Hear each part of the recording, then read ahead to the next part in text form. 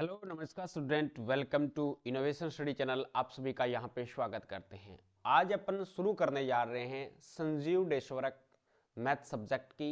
आज अपन पहला model paper लेके आए हैं और इसमें टोटल 9 मॉडल पेपर है, वो 1 से लेके एंड तक अपन कंप्लीट करेंगे अच्छे से। और इस क्लास में अपन सेक्शन ए की बात करेंगे, यानी खंड ए की बात करेंगे। इसमें 4 सेक्शन हैं जैसा कि आप सभी जानते हैं। और इसमें ये जो मॉडल पेपर जारी किया गया है पहला, ये बोर्ड के द्वारा जारी किया गया है। इसी के बेस पे आगे के जो आपके मॉडल पेपर रहने वाले हैं और आपका जो पेपर आएगा, जो बोर्ड का पेपर आएगा, आरबीएससी की बात कर रहा हूँ, वो उसी मॉडल पेपर पे आधारित होगा। इसमें टोटल क्वेश्चन करने अनिवार्य हैं और सभी के आंसर आगे दिए गए हैं, ये आप सभी जानते हैं। और इसमें एक बात ये और बोली गई है कि जिस प्रश्नों में आंतरिक खंड है उन सभी के उत्तर एक साथ ही लिखने होते हैं। अगर आपको नहीं आता वो आगे पीछे बाद की बात कर सकते हैं, लेकिन अगर आता है तो एक साथ में ही करना होता है। ये आपका पूर्णांक 80 नंबर का रहेगा और टोटल जो समय है वो 3 घंटे 15 मिनट का ही रहेगा। बहुत ही अच्छे लेवल का है। बोर्ड एग्जाम में लगभग ये मान के चलिए कि अगर आपने डेशवर्क अच्छे से निकाल ली तो 80% श्योर है, कोई रोकने वाला नहीं है। तो चैनल को लाइक करें, शेयर करें, क्लास को लाइक करें, चैनल को सब्सक्राइब करें और क्लासों को ज़्यादा से ज़्यादा अपने दोस्तों के पास में शेयर कर लें, ताकि जो भी इंफॉर्मेशन होगी बोर्ड से संबंधित, जो भी मॉडल पेपर होगा, अदर सब्जेक्ट के भी होंगे, तो वो सारे के सारे आपको इसी चैनल पे मिल जाएंगे, निःशुल्क मिलेंगे।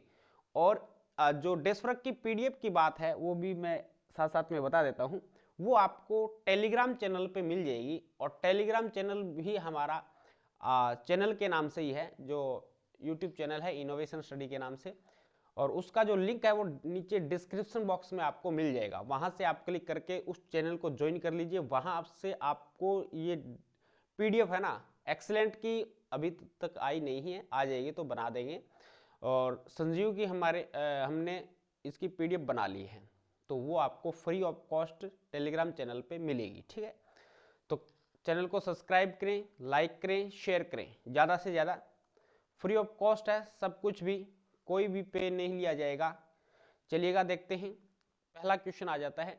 संख्याओं 96 और 404 का मैसे पूछा है। अब कई बार क्लास में एचसीएफ एलसीएम पढ़ाते हैं और मैसे आ जाता है तो बच्चे कंफ्यूज हो जाते हैं। मैसे क्या होता है सर जी? मैसे होता है एचसीएफ, महत्तम आवर्त। एचसीएफ निकालना है तो सबसे पहले अपन क्या करेंगे, 96 और 404 के टुकड़े करेंगे, ए भाज्य गुणनखंड करेंगे। तो देखिएगा किस प्रकार से यहाँ पे जगह है हमारे पास में, कर लेंगे। यहाँ पे 96 में सबसे पहले 2 का भाग जाएगा तो 48 आएगा। 48 में 2 का भाग जाएगा तो 24 आएगा। फिर 2 का भाग जाएगा तो 12 आएगा। 2 का भाग जाएगा तो यहाँ से 6 आ जाएगा। 2 का भाग जाएगा तो 3 आएगा। 3 का भाग जाएगा तो 1 आएगा। अब हमारे पास में है 404। 404 के भी अभाज्य गुणनखंड करेंगे। 2 का भाग जाएगा 202 आएगा। 2 का भाग जाएगा 101 आएगा। अब इसके बाद में इसमें भाग जाएगा, अब 101 में 101 का ही भाग जाएगा तो ये आ जाएगा आपके पास में एक बार। अब इसका हमें क्या निकालना है, एचसीएफ निकालना है। एचसीएफ निकालेंगे तो क्या करेंगे, यहां से 2 और यहां से 2, ये कॉमन आ रहा है। यहां से 2 और यहां से 2 कॉमन आ रहा है। तो कितना कॉमन आ रहा है अभी, 2 गुणा 2 कॉमन होता है, वही होता है एचसीएफ। तो 2 दुए 4 आ जाएगा। 4 कौन से ऑप्शन में है, ऑप्शन नंबर डी इसका राइट हो जाएगा।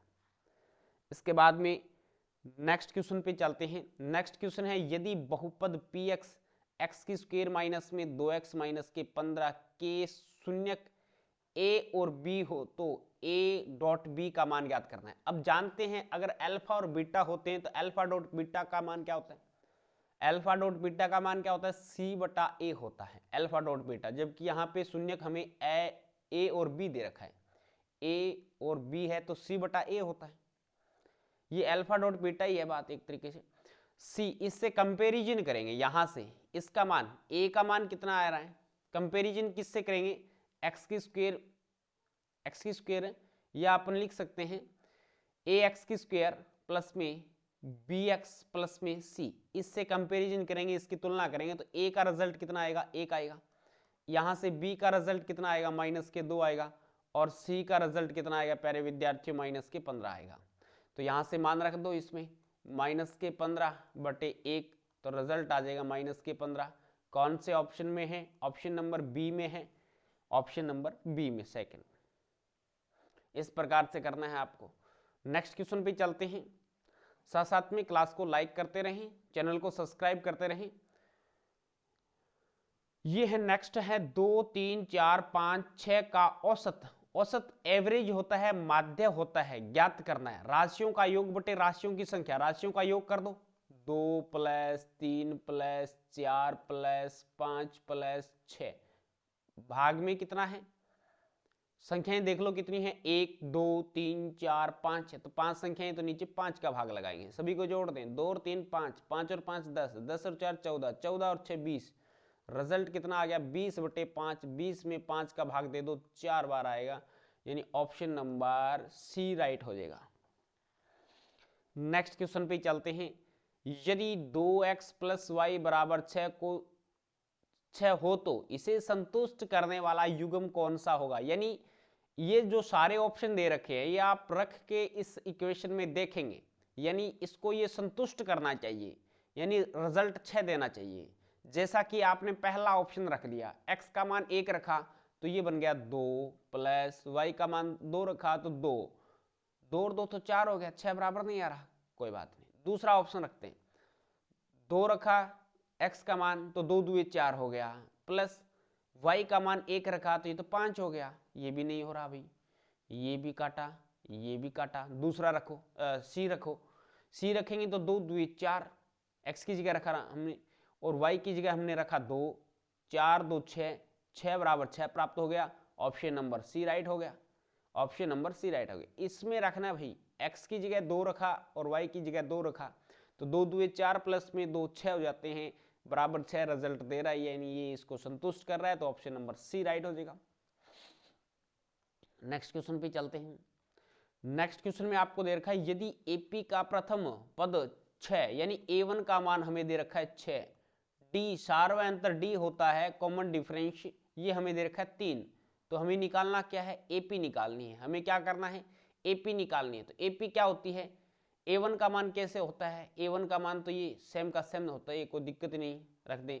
a2 का मान क्या होता है, a प्लस में d होता है, a प्लस में d होता है, तो 6 प्लस में 3 कर दो, कितना आएगा, 9 आएगा। तो यानी पहला ऑप्शन मैच हो गया 6, दूसरा ऑप्शन मैच, देखो दूसरा नंबर देख लो 9 है, कौन से में है, यही से पता चल जाएगा हमें, 6, 9, 12, 15 सही चल रहा है, ऑप्शन नंबर ए राइट कर दो, 5वें का। नेक्स्ट क्वेश्चन पे चलते हैं। निम्न में से कौन सी समरूपता की कसौटी नहीं है। अब समरूपता के रूल्स जानते होंगे आप, भुजा भुजा भुजा, अगर तीनों भुजाएं बराबर है त्रिभुज की तो वे त्रिभुज एक दूसरे के समरूप होंगे, बात सही है, ये भी बात सही है, ठीक है। दूसरा है भुजा कोण भुजा, अगर दो भुजाएं उनके बीच का कोण बराबर है तो ये समरूप होंगे, ये भी बात सही है, ये दोनों बात सही है। तीसरा है भुजा भुजा भुजा, सॉरी ये कौन कौन था, कौन कौन कौन, तीनों कौन बराबर हैं तो समरूप होगा, सही है एकदम। भुजा भुजा भुजा, अगर तीनों भुजाएं बराबर है तो ये एक दूसरे के समरूप होंगे, ये भी बात सही है। कौन भुजा भुजा ये नहीं पढ़ा आज तक ना, एक कोण बराबर हो और 2 लगातार भुजा, ये इसमें बै और दै में अंतर है।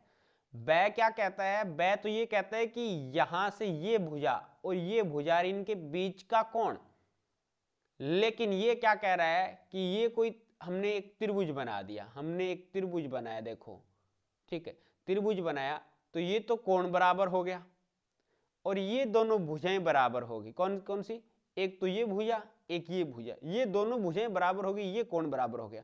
ये समरूपता का रूल नहीं है।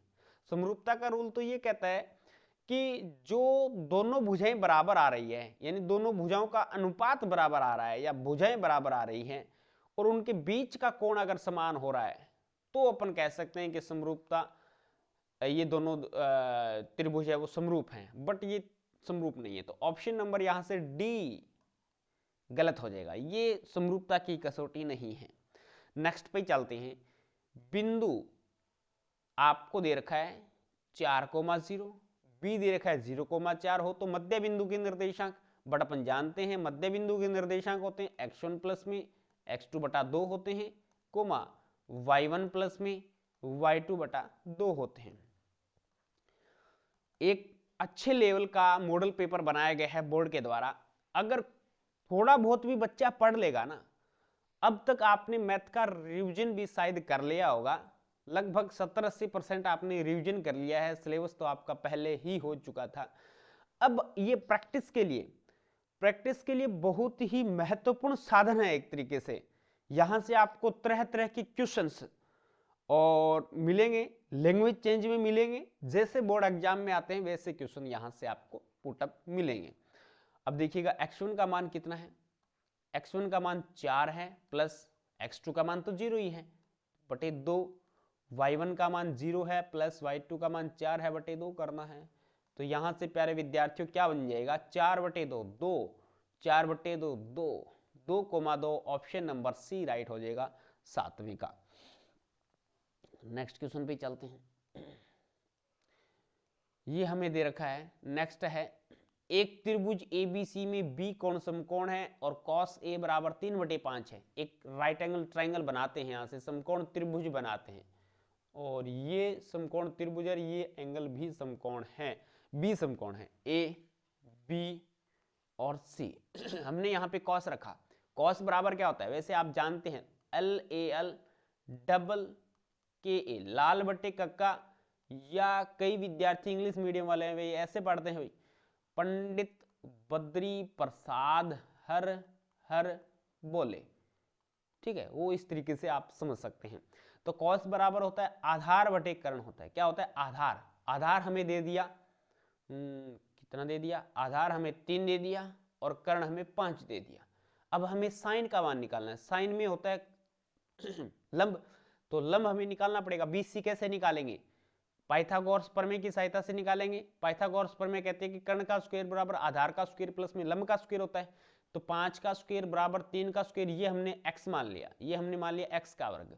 तो 25 में से 9 घटाओगे तो 16 आएगा, 16 का वर्गमूल कितना होता है, 4 होता है। तो आप अच्छे से जानते हैं नॉर्मल प्रश्न होते हैं, ठीक है, ये रिजल्ट 4 आ जाएगा। तो हमारे पास में साइन का रिजल्ट निकालना है। साइन बराबर क्या होता है, पहला साइन का मान होता है लंब बटे कर्ण होता है, तो लंब इसमें 4 आ गया और कर्ण 5 आ गया, तो 4/5 ऑप्शन नंबर बी राइट हो जाएगा, ऑप्शन नंबर बी राइट हो जाएगा। नेक्स्ट क्वेश्चन पे चलते हैं। किसी मीनार की छाया उसकी ऊंचाई के बराबर है तो सूर्य का उन्नयन कोण होगा। कोई मीनार है, मीनार की छाया उसकी ऊंचाई के बराबर है, अगर ये बात कंडीशन आ जाए यानी आधार और लंब दोनों समान हो जाए तो वहां पे थीटा क्या बनेगा, ये बहुत ही महत्वपूर्ण बात है और बताई भी जाती है क्लासरूम में, ये थीटा है। अगर ये दूरी और ये दूरी बराबर हो जाए तो थीटा का मान, क्योंकि ये हमें पता है कि ये समकोण होता है, तो यहां से उन्नयन और अवनमन जो एंगल बनते हैं वो इक्वल बनते हैं, आपको पता है। तो ये दोनों 45-45 डिग्री के हो जाएंगे। समान भुजाओं के सामने के कोण हमेशा बराबर होते हैं, ये समद्विबाहु त्रिभुज की परिभाषा होती है, ठीक है। यानी समद्विबाहु त्रिभुज क्या कहता है, समान भुजा के सामने के कोण हमेशा बराबर होते हैं। तो यहां से एंगल बनेगा वो भी, और ये इसकी बात कर रहा है, ये उन्नयन एंगल की बात कर रहा है, तो ये थीटा का मान 45 डिग्री होता है। बट अपन जानते हैं tan बराबर क्या होता है, लंब बटे आधार होता है, tan 45 का मान 1 होता है, इसीलिए ये दोनों कट जाएंगे। ये अगर ये दूरी x है और ये दूरी भी x है तो अपन यहां से लिखेंगे कि tan theta is equal to x बटा x, कट के एक रिजल्ट आएगा। tan की टर्म में एक किसका मान होता है, अपन इसको लिख पाएंगे tan 45, तो इसको लिखेंगे tan theta is equal to tan 45, tan से tan कटेगा, थीटा का मान कितना आएगा, 45 डिग्री आएगा। और वैसे याद रखने की बात है, नॉर्मल प्रश्न है, सी ऑप्शन इसका राइट हो जाएगा कि जब आधार और लंब दोनों समान हो जाए तो इस कंडीशन में जो एंगल बनेगा वो 45 डिग्री का बनेगा। नेक्स्ट क्वेश्चन पे चलते हैं। नेक्स्ट क्वेश्चन में हमें दे रखा है वर्ग अंतराल 10 से 25 का वर्ग चिन्ह है। वर्ग चिन्ह होता है निम्न सीमा प्लस में ऊपरी सीमा भाग में 2। जैसे निम्न सीमा 10 है प्लस ऊपरी सीमा 25 है, भाग में 2 करना होता है। जब अपन xi का मान निकालते हैं वर्ग अंतराल की सहायता से। जोड़ दो दोनों को, 25 और 10 35 हो जाते हैं, 35 में 2 का भाग लगा दो, 17.5 आएगा, 17.5 आ जाएगा। ऑप्शन नंबर सी राइट हो जाएगा। नेक्स्ट क्वेश्चन पे चलते हैं। नेक्स्ट क्वेश्चन में दे रखा है किसी वृत्त के व्यास के सिरों पर खींची गई स्पर्श रेखाएं आपस में होती है। ये बहुत अच्छा प्रश्न है और ये कई बार प्रूव करना भी आ जाता है ना। तो प्रूव किस प्रकार से करते हैं ये आप जानते हैं। ये कोई सर्कल है, ये कोई वर्त है और ये वर्त का व्यास है। आप जानते हैं कि इस पे स्पर्श रेखा खींचेंगे तो आप 90 डिग्री के एंगल पे खींचेंगे। तो ये आपने स्पर्श रेखा खींच दी, ये यहाँ पे 90 डिग्री का एंगल बनाएगी। यहाँ पे आपने स्पर्श रेखा खींच दी, ये भी यहाँ पे 90 डिग्री का एंगल बनाएगी। तो ये दोनों एक दूसरे के क्या होती है, एक दूसरे के समांतर होती है। कि किसी वर्त के व्यास के सिरों पे खींची गई स्पर्श रेखाएं आपस में होती है, समांतर होती है। जब भी ये क्वेश्चन आएगा आगे प्रूव करना आएगा तो वहां पे आपको प्रूव करके भी बताएंगे। तो ये आपस में क्या होती है, समानांतर होती है। ऑप्शन नंबर बी राइट हो जाएगा। नेक्स्ट क्वेश्चन पे चलते हैं। नेक्स्ट क्वेश्चन में हमें दे रखा है कि भुजा 7 सेमी वाले एक घनाकार ब्लॉक के ऊपर एक अर्धगोला रखा हुआ है। अर्धगोले का अधिकतम व्यास क्या है। अब एक हमने क्या बना लिया, मैं डायग्राम बना के बता देता हूं। एक हमने बना लिया यहां से घन, थोड़ा सा लेवल का बनाते हैं। हमने यहां से बना लिया एक घन, ठीक है। घन का प्रत्येक पृष्ठ वर्गाकार होता है, ये सभी विद्यार्थी जानते हैं। और घनाभ होता है वो हमारे पास जो माचिस की डिब्बी होती है ना उसके आकार का होता है। लंबाई चौड़ाई ऊंचाई अलग अलग होती है, जबकि घन में क्या है, लंबाई चौड़ाई ऊंचाई इक्वल होती है। ये हमने एक छोटा सा घन बना लिया। घन बनाने के बाद में ये बोल रहा है घनाकार ब्लॉक के ऊपर एक अर्धगोला रखा हुआ है। इसने क्या रख दिया भैया, एक अर्धगोला रख दिया ऐसे, ठीक है। गोले को बीच से काट के और ऐसे इसके ऊपर इसने रख दिया। इसके ऊपर रखने के बाद में ये पूछ रहा है कि अर्धगोले का अधिकतम व्यास क्या होगा। अर्धगोले का अधिकतम व्यास क्या हो सकता है, भुजा के बराबर ही हो सकता है। भुजा से बाहर तो जाने को रहा, बाहर तो भेजना नहीं है। बस इस जो आपके पास जो भुजा की लंबाई है तो भुजा की लंबाई के बराबर होगा। तो भुजा की लंबाई 7 दे रखी है, तो इसका जो डायमीटर है, जो इसका व्यास है वो भी 7 सेंटीमीटर होगा और त्रिज्या इसकी 3.5 सेंटीमीटर हो जाएगी। तो ऑप्शन नंबर ए राइट हो जाएगा। ऑप्शन नंबर आपके पास में इसका ए राइट हो जाएगा। तो इसके 12वें का कितना होगा अभी, 12वें का ऑप्शन नंबर ए राइट होगा। नेक्स्ट है एक वर्त के प्रत्येक चतुर्थांश के कोण का मान होता है। अब देखो वर्त में 4 चतुर्थांश बनते हैं, इस प्रकार से 4 चतुर्थांश बनते हैं। ये बन गया और ये 4 बनते हैं और प्रत्येक का जो एंगल होता है वो 90 डिग्री होता है। प्रश्न भी आता है कई बार कि आपको जब त्रिज्याखंड का क्षेत्रफल ज्ञात करना होता है उसके अकॉर्डिंग ये डायरेक्ट देता है कि वर्त की त्रिज्या 7 सेंटीमीटर है और एक वर्त के चतुर्थांश का क्षेत्रफल ज्ञात कीजिए, एरिया ज्ञात कीजिए। उस कंडीशन में अपन त्रिज्याखंड का फॉर्मूला लगा के थीटा का मान, यहां से चतुर्थांश का नाम दे दिया तो इसका मतलब इसने थीटा का मान 90 डिग्री दे दिया है। तो यहाँ पे ऑप्शन नंबर डी राइट हो जाएगा। तो उस कंडीशन में थीटा का मान अपन 90 डिग्री लेके इसका सॉल्यूशन करते हैं। तो ये आपका 12 नंबर का राइट आंसर हो जाएगा। 12 नंबर नहीं, सॉरी 13 नंबर का राइट आंसर हो जाएगा डी। नेक्स्ट प्रश्न है एक पासे को उछालने पर क्या रिजल्ट है। एक पासे को उछालेंगे, उछालने पर, उछाले जाने पर 6 से बड़ा अंक आने की प्रायिकता। भैया ये तो मजाक कर रहा है। एक पासे को उछालेंगे तो 1 आ सकता है, 2 आ सकता है, 3 आ सकता है, 4 आ सकता है, 5 आ सकता है, 6। भी आप लूडा गेम खेलते होंगे तो उस पर 6 से ज्यादा अधिकतम कोई अंक आता है कि बताइए, नहीं आता। तो ऐसी घटना जिनके घटित होने की प्रायिकता असंभव घटना 0 होती है उसे असंभव घटना कहते हैं और इसकी जो प्रायिकता कितनी हो जाएगी, 0 हो जाएगी। यानी अनुकूल परिणाम बटे कुल परिणाम, कुल परिणाम तो 6 प्राप्त हो सकते हैं लेकिन अनुकूल 6 से बड़ा कोई भी अंक नहीं आ सकता। तो 0/6 और 0/6 का रिजल्ट कितना आएगा, 0 ही आएगा। तो इस 14 नंबर की बात करें तो ये हमारे पास में कितना हो जाएगा, ए ऑप्शन राइट हो जाएगा। नेक्स्ट है हमें समांतर श्रेणी दे दी है, एक समांतर श्रेणी दे दी। A1 का मान कितना दे दिया इसने, A1 का मान -3 दे दिया और इसने A2 का मान कितना दे दिया, -1/2 दे दिया। अब हमें 11वां पद निकालना है, तो 11वां पद क्या होता है, a11 इज इक्वल टू होता है a प्लस में 10d। अब a का मान रख दो, कितना है, a का मान -3 है, प्लस में 10 गुणा में d का मान हमने निकाला नहीं है, तो d बराबर होता है दूसरे पद में से पहला पद घटा दो, दूसरा पद है माइनस का 1/2, इसमें से घटाना है माइनस का, माइनस फॉर्मूले का लगेगा, लेकिन a1 का मान पहले से माइनस है तो माइनस और माइनस प्लस हो जाएगा, 3/1 हो जाएगा। एलसीएम कितना आ जाएगा, 2 आ जाएगा, तो -1 + 3 2 6 आ जाएगा, 6 प्लस का है माइनस का 1 है तो 5/2 आएगा। कितना रिजल्ट आएगा भैया, 5/2 आ जाएगा। तो डी का मान रख दो 5/2, 2 के पाड़े से काट दो, 2 5 10, कितना आएगा, -3 आएगा, प्लस 5 5 25 हो जाएगा, 25 प्लस के हैं -3 है, रिजल्ट आएगा आपके पास में +22 22। तो कौन सा ऑप्शन है, ऑप्शन नंबर ए राइट हो रहा है। तो इसका 15 नंबर का भी ऑप्शन ए राइट हो जाएगा। समझ पा रहे हैं। तो ये हमने एमसीक्यूज वाला पार्ट हमने कंप्लीट कर लिया है। 15 क्वेश्चन थे इसके, टोटल हमने कंप्लीट कर लिए हैं। अब सेक्शन ए में टोटल 32 नंबर का काम आएगा। ज़्यादा से ज़्यादा क्लास को लाइक करें, शेयर करें, चैनल को सब्सक्राइब करें, क्योंकि ये आपके एग्जाम, लास्ट एग्जाम तक महत्वपूर्ण questions with test work, with all subject की डेस्ट वर्क भी करवाने की कोशिश करेंगे। तो आपको निःशुल्क मिल जाएगी और कहीं आपको कहीं पे भी जाने की आवश्यकता नहीं है, इधर उधर एक ही जगह सारा मैटर आपको मिल जाएगा। नेक्स्ट क्वेश्चन है 2 नंबर कि निम्नलिखित प्रश्नों में रिक्त स्थानों की पूर्ति करते हुए उत्तर पुस्तिका में लिखिए।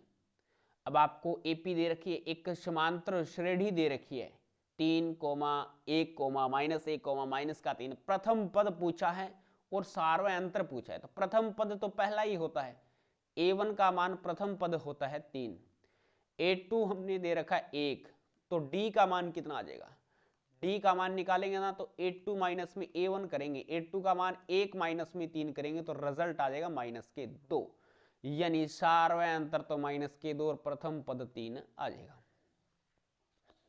नेक्स्ट पे चलते हैं, cos स्क्वायर 60 डिग्री प्लस में साइन स्क्वायर 60 डिग्री का हल है। तो अब आपको टेबल आनी चाहिए। 60 का मान कितना आता है, cos 60 का मान होता है 1/2, इसका हमें स्क्वायर भी करना है, प्लस साइन 60 का मान होता है √3/2, इसका भी हमें स्क्वायर करना है। स्क्वायर दे रखा है तो स्क्वायर करना है। 1/2 का स्क्वायर 1/4 हो जाएगा, प्लस √3/2 का स्क्वायर 3/4 हो जाएगा। एलसीएम कितना आएगा, 4 एलसीएम आएगा इसका, 4 एलसीएम आएगा, 1 + 3 जुड़ गया, 1 और 3 कितने होते हैं, 4/4, रिजल्ट आएगा 1। तो इसमें क्या आएगा, 1 आ जाएगा।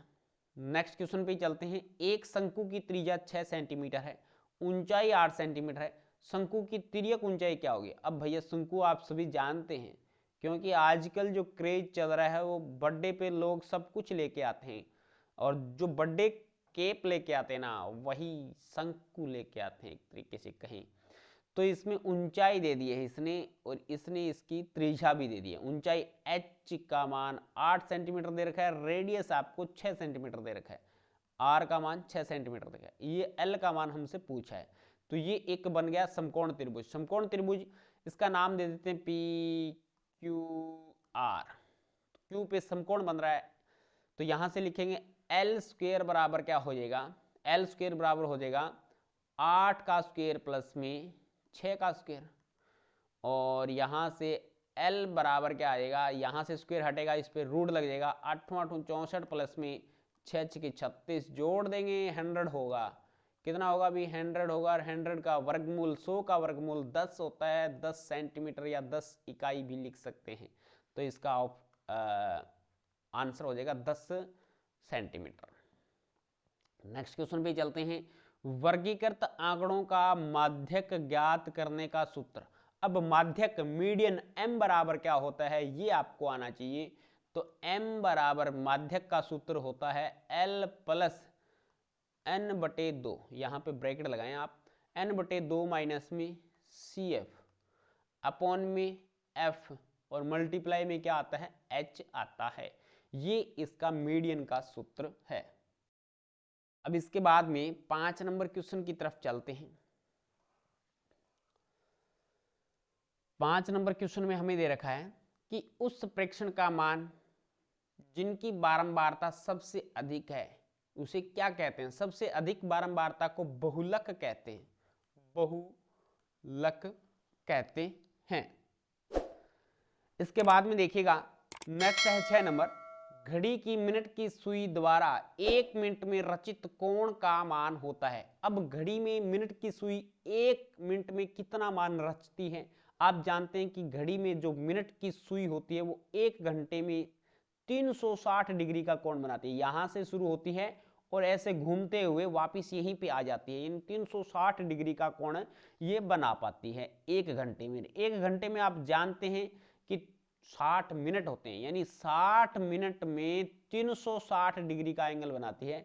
तो 1 मिनट में कितना बनाएगा? 360 में 60 का भाग दे दो, 0 से 0 कट जाएगा, 6 36 6 डिग्री का बनाएगी। तो 1 मिनट में 6 डिग्री का एंगल बनाएगी।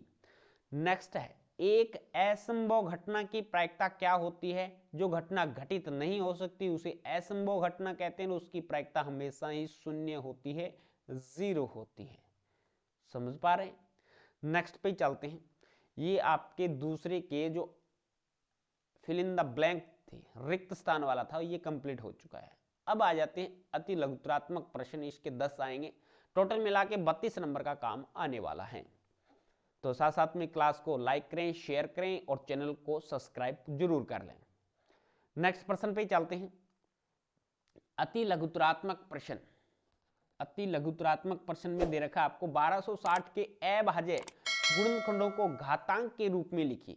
1260 के अभाज्य गुणनखंडों को घातांक के रूप में लिखना है। ये प्रश्न भी 2023 में बना था इस प्रकार का, बस इसके थोड़े बहुत आंकड़े चेंज कर देते हैं, लेकिन क्वेश्चन इसी प्रकार के आपके बनते हैं। अब 1260 के अभाज्य गुणनखंड करो भी। सबसे पहले तो अपन क्या करेंगे, 1260 के अभाज्य गुणनखंड करेंगे, 2 का भाग जाएगा तो ये चला जाएगा 6 और 60 का आधा 30 कर देंगे बस। फिर 2 का भाग जाएगा 6, 2 तिया 6, 2 एकम 2 बच गया, 1 10 हो गया, 2 5 10, ठीक है, 315 हो गया। अब इसमें 2 का भाग जाएगा नहीं क्योंकि इकाई का अंक 5 आ गया। अब देख लेते हैं 3 का भाजिकता का रूल होता है, अंकों को जोड़ देते हैं, 3 1 4 4 5 9, 9 में 3 का जाता है तो इस संख्या में भी 3 का जाएगा, 3 एकम 3, फिर भाग नहीं जाएगा, टूट गया, और फिर जाएगा 3 5 15, 105 आ गया। फिर 3 का जाएगा, 3 तिया 9 और 3 5 15, 35 में फिर 5 का जाएगा, 7 बार 7 में 1, ठीक है। अब इसको लिख सकते हैं 1260 को अपन लिख सकते हैं 2 गुणा 2 गुणा 3 गुणा 3 गुणा 5 गुणा 7। इसको लिख सकते हैं 1260 को लिख सकते हैं 2 की पावर 2 गुणा 3 की पावर 2 गुणा 5 की पावर 1 गुणा 7 की पावर 1। कभी घात 1 होती है तो उसको दर्शाते नहीं है। तो ये हमारे पास में, अगर ये क्वेश्चन इस प्रकार से बन जाए कि 1260 के अभाज्य गुणनखंडों की घातों का योग बताओ, घातों का योग बताना है, तो 2 प्लस में 2 जोड़ दो, और 1 5 और 7 के 1 1 है तो 1 और 1 ये जोड़ दो, 4 2 6 घात का योग हो जाएगा। तो कई बार इस प्रकार के भी प्रश्न बन जाते हैं। प्रश्न से ही प्रश्न बनते हैं, ध्यान से पढ़ना है, रटना नहीं है, बहुत इजी काम है। यदि बहुपद 2x की स्क्वायर प्लस में x प्लस में k का एक शून्यक 3 है तो k का मान ज्ञात करो। अब इसने एक शून्यक हमें दे दिया है, शून्यक होता है वो इसको संतुष्ट करता है, एकदम संतुष्ट करता है। तो संतुष्ट करने का मतलब जहां पे आपको x दिखाई दे रहा है वहां पे आप 3 रख दीजिएगा, इसका रिजल्ट 0 ही प्राप्त होगा एक सिस्टम के हिसाब से। तो अब k का मान हमें प्राप्त हो जाएगा। हमने मान लिया कि ये कोई फंक्शन है, f ऑफ x हमने एक फंक्शन मान लिया इसको कि 2x की स्क्वायर है प्लस में x है प्लस में k है। अगर एक इसका शून्यक हमें दे रखा है 3 है तो अपन रखेंगे f ऑफ 3, f ऑफ 3 रखते ही इसका रिजल्ट 0 बनेगा। तो 2 गुणा 3 का स्क्वायर प्लस में 3 प्लस में यहाँ से